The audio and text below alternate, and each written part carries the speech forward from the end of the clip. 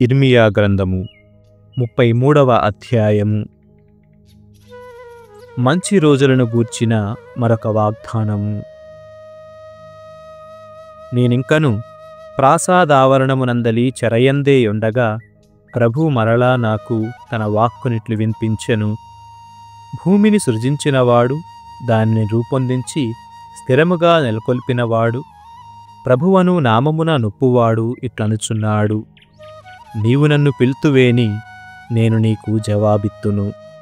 నీ వెరుగని మహాసత్యములను అద్భుత విషయములను నీకు తెలియజేయుదును. ఇశ్రాయేలు దేవుడను ప్రభువునైన నేను చెప్పునదేమనగా, శత్రువులు దండయాత్ర చేసి ముట్టడికి తలపడుట వలన యెరూషలేమునందలి గృహములను యూదా రాజప్రాసాదమును నేలమట్టమగును. కొందరు బబులోనియా కల్దీయులతో పోరాడుదురు, కాని శత్రువులు గృహములను శవములతో నింపుదురు. ఆ చచ్చిన వారు నేనాగ్రహముతో సంహరించిన వారే. ఈ నగరవాసులు చేసిన దుష్కార్యములకు గాను నేనీ పట్టణము నుండి నా మొగమును ప్రక్కకు త్రిప్పుకొంటిని. కాని నేనీ నగరమునకు దాని పౌరులకు స్వస్థత చేయుదును. వారికి ఆరోగ్యమును శాంతి భద్రతలను సమృద్ధిగా దయచేయుదును.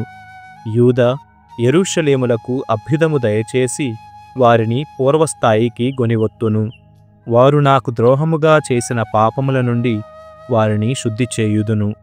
వారు నా మీద తిరుగుబాటు చేసినందున కట్టుకొనిన అపరాధములనెల్లా మన్నింతును. యెరూషలేము నాకానందమును గౌరవమును మహిమను కలిగించును. నేను యెరూషలేమునకు చేసిన ఉపకారములను, దానికి దయచేసిన అభ్యుదయమును గూర్చి విని లోకములోని జాతులెల్లా వెరగంది గడగడా వణుకును. ప్రభువిట్లనుచున్నాడు: ఈ తావు నరులు కాని జంతువులు కాని వసింపని ఎడారి వలెనైనదని ప్రజలు చెప్పుకొనుచున్నారు. నిజమే, యూదా నగరములను యెరూషలేము వీధులను శూన్యముగా నున్నవి.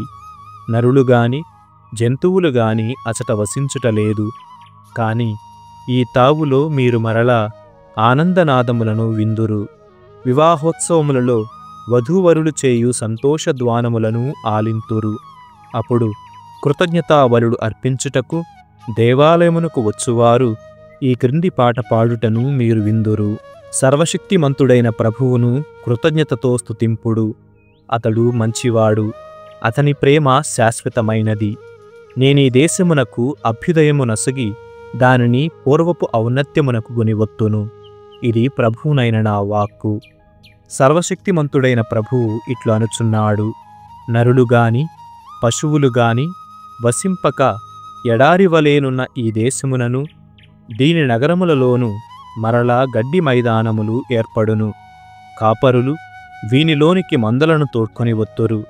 పర్వత సీమలు షేఫేలా నేగేబు ప్రాంత నగరములలోని కొండపాదులలోను, బెన్యామీను మండలమునను యెరూషలేము చుట్టుపట్ల గల నగరములలోను కాపరులు మరలా తమ గొర్రెలను లెక్కపెట్టించుకొందురు.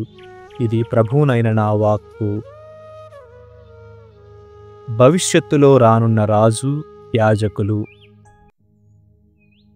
ప్రభు ఇట్లనుచున్నాడు: నేను ఇశ్రాయేలు యూదా ప్రజలకు చేసిన ప్రమాణమును నిలబెట్టుకుని రోజులు వచ్చుచున్నవి. ఆ రోజులలో ఆ కాలమున దావీదు రాజు వంశము నుండి నీతిగల కొమ్మను చిగురింపచేయును. అతడు దేశమందంతటను నీతిని ధర్మమును పాటించును. ఆ కాలమున యూదా రక్షణమును బడయును, యెరూషలేము భద్రముగా నుండును. ప్రభువు మనకు రక్షణము అని ఆ నగరమునకు పేరెడుతురు. ప్రభువిట్లనుచున్నాడు: దావీదు వంశజుడొకడు ఇశ్రాయేలును సదా పరిపాలించును.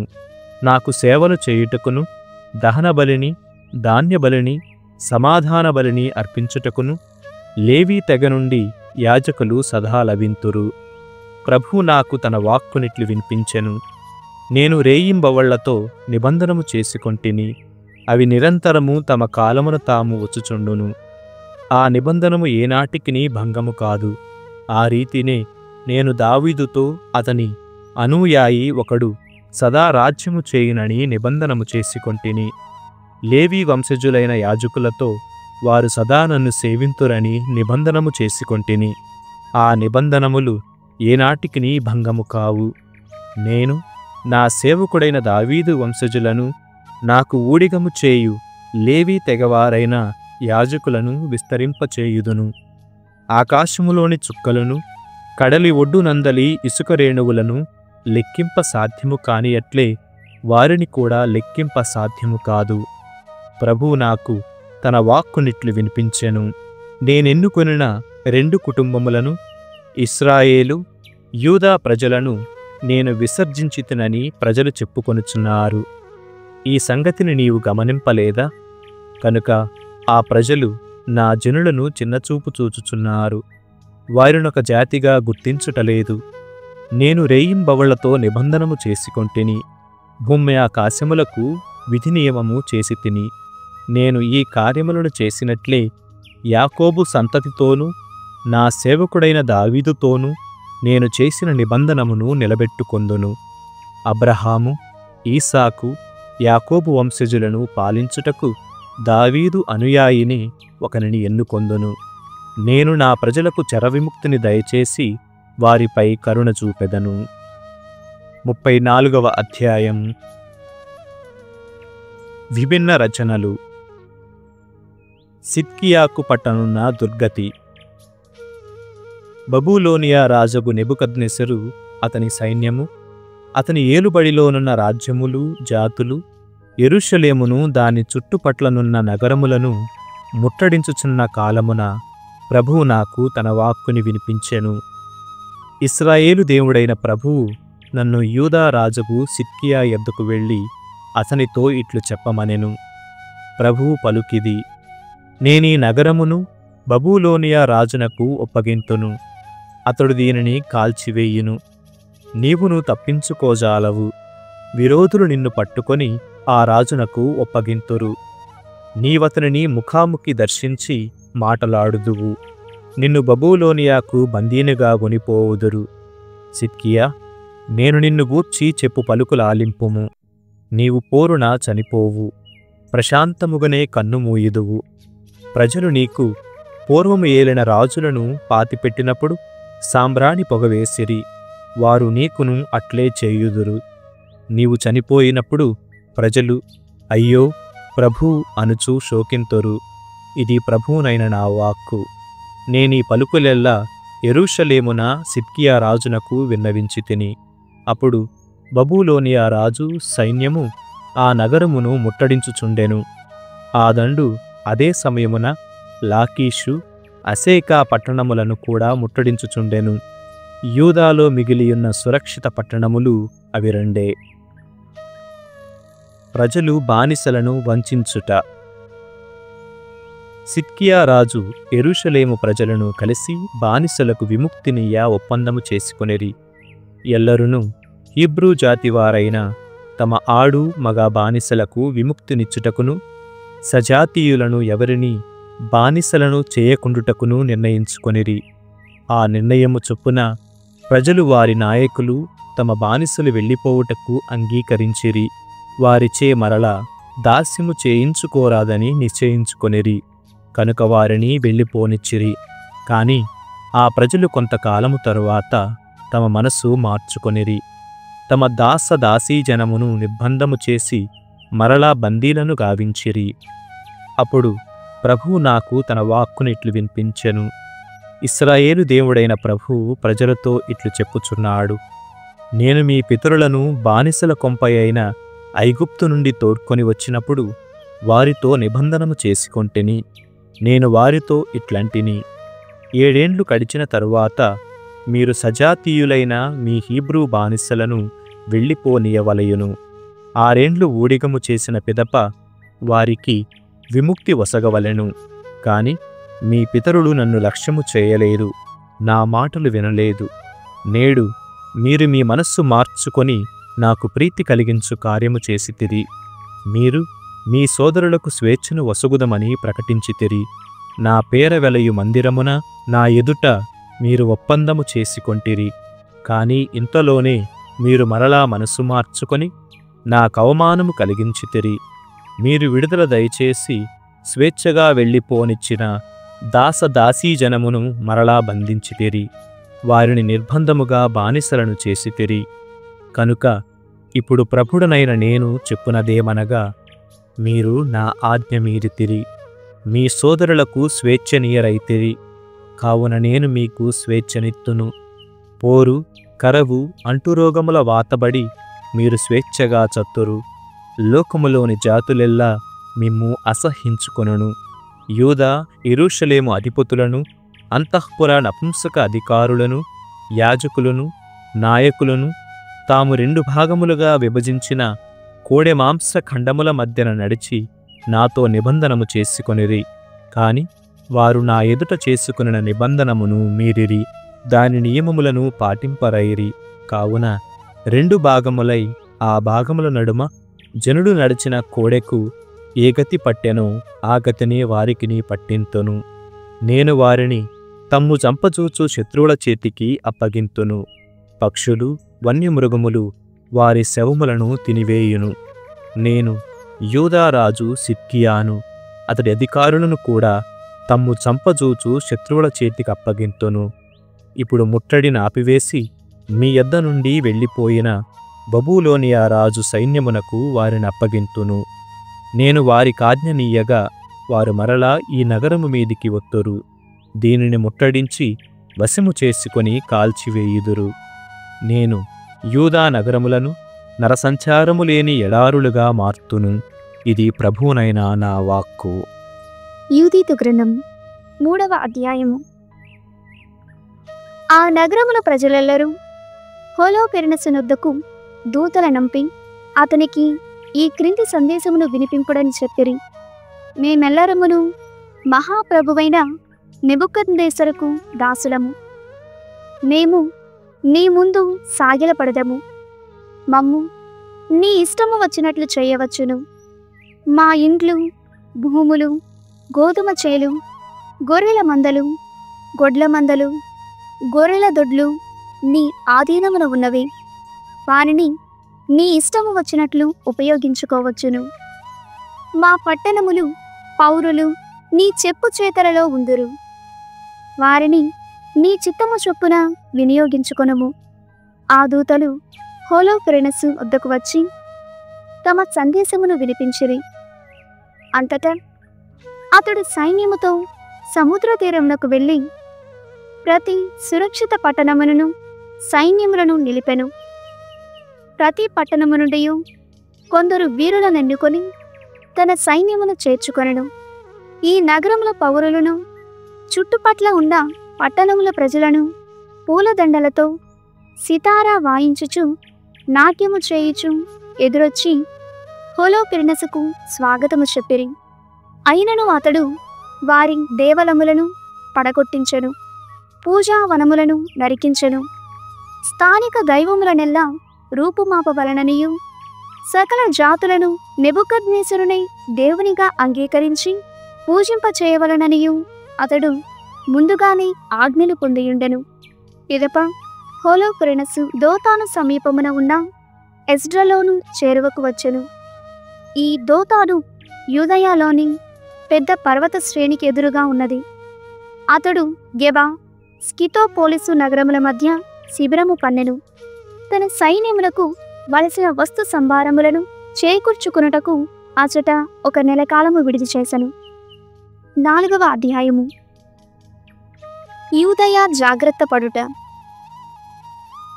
యూదయాలో వసించు ఇశ్రాయేలీయులు అసిరియా రాజు సైన్యాధిపతి హోలోపెర్నెసు ఇతర జాతుల దేవలములను దోచి వారిని నాశము చేసినని వినిరి. కనుక వారతనికి వెరచిరి. అతడు యెరూషలేమునకును అచటి దేవాలయమునకును ఏమి కీడు చేయునో అని మిగుల భయపడిరి.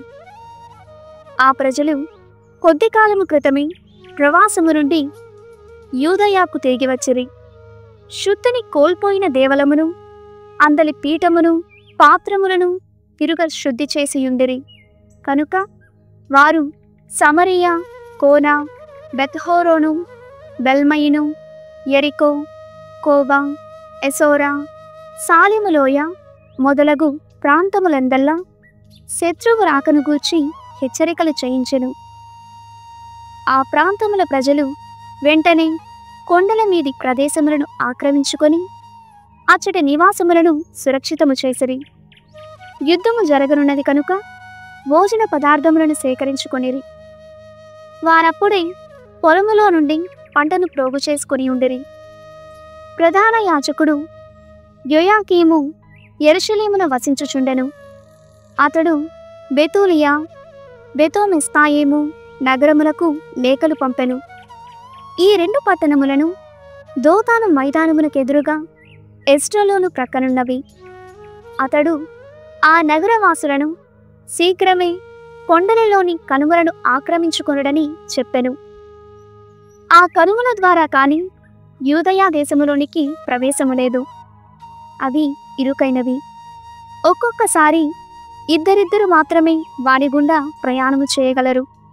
కనుక ఆ కనుమలను ఆక్రమించుకొనినచో శత్రువుల రాకను సులభముగా అరికట్టవచ్చును. ఆ రీతిగా యెరూషలేములోని ప్రధాన యాజకుడు మరియు అచ్చట సభ తీర్చిన పెద్దలు జారీ చేసిన ఆజ్ఞను ఇశ్రాయేలీయులు పాటించిరి. ఇశ్రాయేలీయుల ప్రార్థనలు. అప్పుడు ఇశ్రాయేలీయులెల్లరూ వినయముతోనూ భక్తితోనూ దేవునికి ప్రార్థన చేసిరి. ఇశ్రాయేలు పురుషులు, వారి భార్యాపుత్రులు, వారి పశువులు, వారి చెంత వసించు పరదేశులు, వారి బానిసలు, కూలీలు ఎల్లరును గోనె తాల్చిరి. యెరూషలేమున వసించు పురుషులు, స్త్రీలు, పిల్లలెల్లరును దేవాలయము ముందుట సాష్టాంగపడిరి. వారు తల మీద బూడిద చల్లుకొని ప్రభువునెదుట చేతులెత్తి ప్రార్థించిరి. పీఠమును కూడా గోనెతో కప్పిరి. ఎల్లరూ కలిసి గాఢ భక్తితో ఇశ్రాయేలు దేవునికి మొరపెట్టుకొనిరి. తమ బిడ్డలను చంపింపవలదనియు, తమ భార్యలను బందీలను గావింపవలదనియు, తరతరముల నాటి తమ నగరములను నాశము చేయింపవలదనియు విన్నపము చేసిరి. తమ దేవలమును స్వాధీనము చేసుకుని దానిని అమంగళపరచి ఆనందించు అవకాశమును శత్రువులకు కల్పింపవలదని మనవి చేసిరి. ప్రభువు వారి మొర ఆలించెను. అతడా ప్రజల దురావస్థను చూచి వారిని కరుణించెను. యూదయాలోని ప్రజలు, యెరూషలేము పౌరులు చాలా నాళ్ల పాటు దేవాలయము ఎదుట ఉపవాసము చేసిరి. ప్రధాన యాజకుడైన యోయాకీము, ఇతర యాజకులు, దేవాలయంలో పరిచారము చేయు వారందరూ గోనెపట్టా కట్టుకొని దైనందిన దహన బలులర్పించిరి. ప్రజలు స్వేచ్ఛ బలులు, వ్రతపూర్వకమైన బలులు అర్పించినప్పుడును వారు గోనె తాల్చిరి. ఇంకను వారు తమ తలపాగలపై బూడిద చల్లుకొని ప్రభువు తమ జాతిని కరుణింపవలయునని పూర్ణ హృదయముతో విన్నపములు చేసిరి. 5వ అధ్యాయము. హోలోపెర్నెసు శిబిరమున మంత్రాలోచనము. అసిరియా సైన్యాధిపతి హోలోపెర్నెసు ఇశ్రాయేలీయులు యుద్ధమునకు సన్నద్ధులగుచున్నారని వినెను. వారు కొండలలోని కనుమలను మూసివేసిరనియు, పర్వత శిఖరములను సురక్షితము చేసిరనియు, మైదానములలో అడ్డంకులు పెట్టిరనియు విని ఉగ్రుడయ్యను. అతడు మోవాబు దొరలను, అమ్మోనీయుల సైన్యాధిపతులను, సముద్ర తీరము నుండి వచ్చిన రాష్ట్రాధిపతులను మంత్రాలోచనమునకు పిలిపించెను. మీరెల్లరూ కనాను మండలమున వసింతురు కదా. ఈ పర్వత భూములలో వసించు ప్రజలు ఎట్టివారు? వారి పట్టణములేవి? వారి సైన్యము ఏ పాటిది? వారి బలమునకు కారణమేమి? వారిని పరిపాలించుచు వారి సైన్యములను నడిపించు రాజవడు? ఈ పశ్చిమ జాతులలో వీరు మాత్రమే నన్ను సందర్శింపకుండుటకును శరణు వేడకుండుటకును కారణమేమి అని అతడు వారిని ప్రశ్నించెను. అప్పుడు అమ్మోనీయుల నాయకుడు అకియోరు ఇట్లు చెప్పెను. ప్రభు, నీ దాసుడు విన్నవించుకుని సంగతులు నాలింపవేడదను.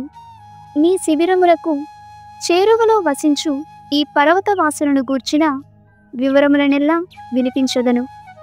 నీ దాసుడు అబద్ధములు చెప్పువాడు కాదు. ఈ ప్రజలు తొలుత కల్దీయులు, వారు తమ పితరుల మార్గమును విడనాడి స్వర్గాధిపతి అయిన దేవుని పూజింపదొడిగిరి. తమ పితరులు కొలిచిన దైవములకు మొక్కరైరి. కనుక కల్దీయులు వారిని తమ దేశము నుండి తరిమివేసిరి. అప్పుడు వారు మెసొపొటేమియాకు పారిపోయి అచట చాలా కాలము వసించిరి. దైవాజ్ఞపై ఆ తావును విడనాడి కనాను మండలమునకు వచ్చి అచట స్థిరపడిరి. అచట వెండి బంగారములను మందలను సంపాదించుకొని సంపన్నులైరి. అటు తరువాత కనాను మండలమున కరువురాగా ఐగుప్తునకు వలస వెళ్ళి తిండి దొరికినంత కాలము అచ్చటనే ఉండిరి. ఆ దేశమున వారు లెక్కల కందని రీతిగా పెరిగిపోయిరి. కాని ఐగుప్తు రాజు వారిని పీడించి పిప్పు చేసెను. వారిని బానిసలను చేసి వారిచే ఇటుకలు చేయించుకొనెను. ఆ జనులు తమ దేవునికి మొరపెట్టగా అతడు ఐగుప్తును అరిష్టముల పాలు చేసెను. కనుక ఐగుప్తీయులు వారిని తమ దేశము నుండి వెళ్ళగొట్టిరి. దేవుడు ఈ ప్రజల కొరకు సముద్రము ఇంకిపోవునట్లు చేసెను. వీరిని సీనాయి, కాదేశు, బార్నేయాల మీదుగా నడిపించుకొని వచ్చెను. ఆ ప్రయాణమున వీరు ఎడారిలోని జాతులనెల్లా జయించిరి. అటు తరువాత అమోరీయుల మండలమును ఆక్రమించుకొనిరి. హెష్బోను ప్రజలను నాశనము చేసిరి. యోతాను నదిని దాటి ఈ కొండ భూములను స్వాధీనము చేసుకొనిరి. ఇచట వసించుచున్న కనానీయులు, పెరిస్సీయులు, యబూసీయులు, షెకెమీయులు, గిర్గాషీయులను వెడలగొట్టిరి. వీరి నేల మీద చాలా కాలము నుండి వసించుచున్నారు. ఈ ప్రజల కొలుచు భగవంతుడు పాపముని ఎంతమాత్రము సహింపనివాడు. వీరతని ఆజ్ఞలను మీరి పాపము చేయనంత కాలము తామర తంపరగా వృద్ధి చెందిరి. కాని అతనికి అవిధేయులై పాపము కట్టుకొనగనే శిక్షను అనుభవించిరి. కొందరు యుద్ధములలో హతులైరి. మిగిలిన వారు దూరదేశములకు ప్రవాసులుగా వెళ్ళిరి. వారి దేవాలయమును నేలమట్టమయ్యెను. శత్రువులు వారి నగరములను స్వాధీనము చేసుకొనిరి. కాని వారు మరలా తమ దేవుని ఆశ్రయించిరి. కనుక పూర్వము తాము చెల్లాచెదురయున్న ప్రవాస దేశముల నుండి ఈ గడ్డకు తిరిగి రాగలిగిరి. తాము ప్రవాసమునకు వెళ్ళినప్పటి నుండి నిర్మానుష్యముగా ఉన్న ఈ కొండ నేలలను మరలా స్వాధీనము చేసుకొనిరి. దొరా, ఇప్పుడీ ప్రజలు తమ దేవుని ఆజ్ఞ మీరి పాపము కట్టుకొనిరని మనకు రూఢిగా తెలుసనేని మనము వీరి మీద దాడి చేసి వీరిని జయింపవచ్చును. కాని ఈ జనులు అట్టి పాపమును దేనిని చేసియుండరేని ప్రభువుల వారు వీరిని ఎదిరించుట శ్రేయస్కరము కాదు. వీరు కొలుచు ప్రభువు వీరిని తప్పక రక్షించును. లోకమునెదుట మనము నగుబాట్లు తెచ్చుకుందాము. అకియోరు తన ఉపన్యాసము ముగింపగానే శిబిరమున గుమికూడియున్న వారందరూ అతని మీద విరుచుకొని పడిరి. హోలోపెర్నెసు అధికారులు, మోవాబీయులు, సముద్ర తీరము నుండి వచ్చిన వారు అకియోరును ముక్కలుగా చీల్చివేయవలయుననిరి. వారు, మనము ఈ ఇశ్రాయేలులకు జంకనేలా, వారు దుర్బలులు, మనలనెదిరించుటకు వారికి బలమైన సైన్యము కూడా లేదు. కనుక దొరా, మనము పోయి వారి మీద పడుదుము. నీ మహాసైన్యము వారిని కబలించివేయునని పలికిరి. సామెతల గ్రంథము 16వ అధ్యాయము. దుష్టుడు తోటి వారిని మోసగించి అపమార్గము పట్టించును. కన్నులు మూసుకొని వాడు చెడ్డను తలపెట్టును. పెదవులు కదపని వాడు కీడెంచును. పుణ్యపురుషులు దీర్ఘాయుష్మంతులకుదురు. తల నరయుట గౌరవప్రదమైన కిరీటమును బడయుటయే. ఓర్పు గలవాడు వీరుని కంటే ఘనుడు. నగరమును జయించుట కంటే తన్ను తాను గెల్చుట లెస్స. దైవ చిత్తము నెరుగుటకు నరులు కొన్ని చీట్లు వేయుదురు, కాని కార్యనిర్ణయము చేయునది మాత్రము ప్రభువే.